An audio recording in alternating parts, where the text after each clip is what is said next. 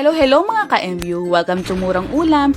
Isa na namang panibagong recipe ang ipapakita ko sa inyo na napakasarap, murang-mura at madali lang mahanap ang mga sangkap.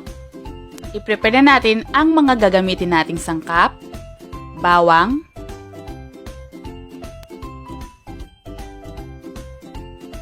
sibuyas,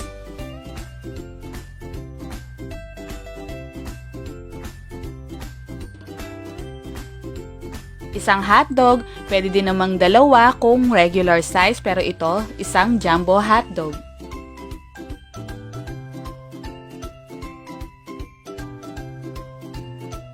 Pechay,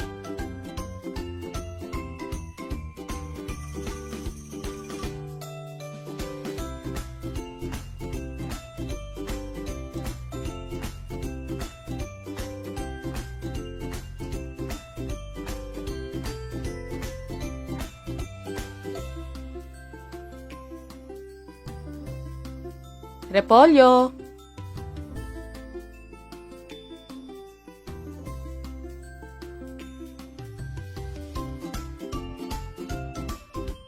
carrots,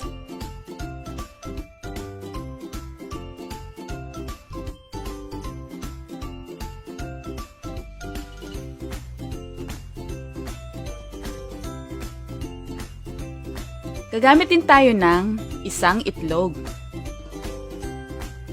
Ngayon, iprito ang itlog. Pero durugin ito. I-set aside. Igisa ang bawang. Sibuyas.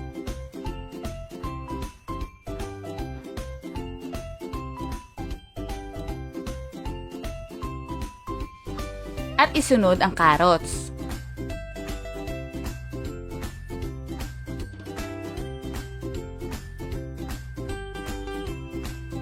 At ilagay na ang hotdog.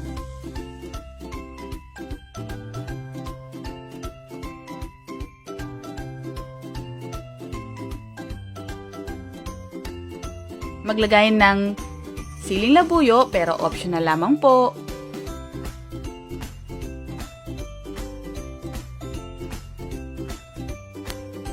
Lagyan ng tubig, pangsabaw. Nasa sa inyo kung gaano kadami ang gusto ninyong sabaw.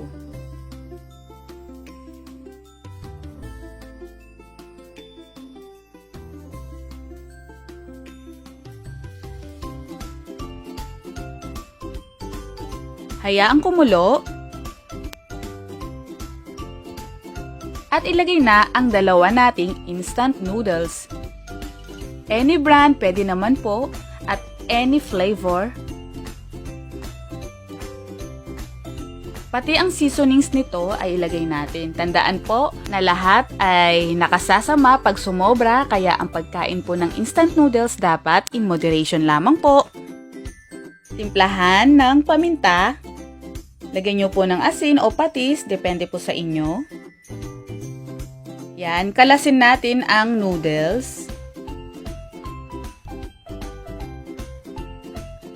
Yan, pag nakakalas na, so hindi pa yan masyadong luto, ilagay na natin ang ating mga gulay. Ilagay ang pechay,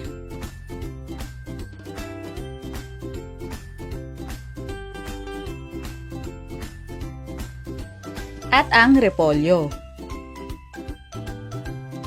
At dahil hindi pa luto ang ating noodles, isasabay natin sa pagluto ng mga gulay para hindi ma-overcook.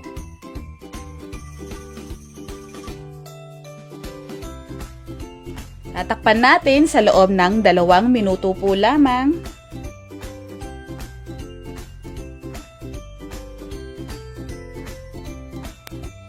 Huwag ka munang aalis, may shoutout tayo sa dulo, baka ikaw na ang na-shoutout ko. Next, ilagay na ang ating piniritong itlog.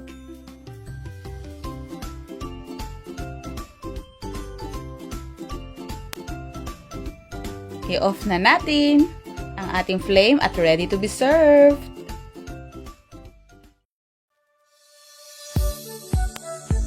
narito na ang ating pina-level up na instant noodles. Sa murang halaga, madali lang ang mga sangkap, makakakain ang 3 hanggang 4 na katao.